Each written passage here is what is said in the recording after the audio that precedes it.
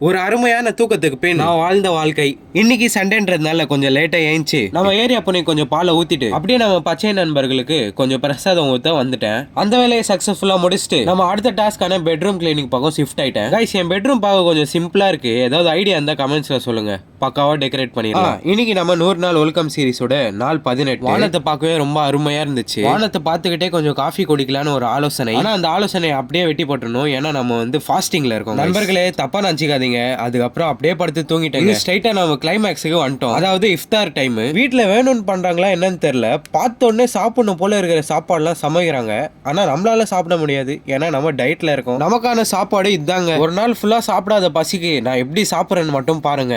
நண்பர்களே, ஒரு சின்ன இன்ஃபர்மேஷன். ரம்ஜான்ல ஃபாஸ்டிங் ஏன் வைக்கிறோம்னு பாத்தீங்கன்னா, அந்த சாப்பாடு இல்லாத மக்களோட வலி, அதுக்கப்புறம் சாப்பாடோட வேல்யூ தெரிஞ்சுக்கிறதுக்காக. நைட்டு போல நம்ம நண்பர் கூட சேர்ந்து ஒரு இரானி சாய் அடிக்க கிளம்பிட்டேன். குடிச்சுக்கிட்டே நம்ம நேத்து போன ட்ரிப்பு பத்தி கொஞ்சம் ரிவ்யூ எல்லாம் பேசிக்கிட்டு ஒரு பக்காவான ஒரு முடிவு எடுத்திருக்கோம். அதாவது நம்ம நாய் நண்பர்கள் கூட ஒரு டீல் போட்டுக்கலான்ட்டு. அது என்னன்னா, நாங்க அதுக்கு சாப்பாடு போடுவோம், அது நம்மளுக்கு செக்யூரிட்டி பண்ணணும். அதான் நம்ம டீல். சரி நண்பர்களே, நைட் ஆயிடுச்சு. சப்ஸ்கிரைப், ஃபாலோ, லைக்கை தட்டி விட்டு போங்க. அடுத்த விளாக்ல சந்திக்கலாம். Bye guys.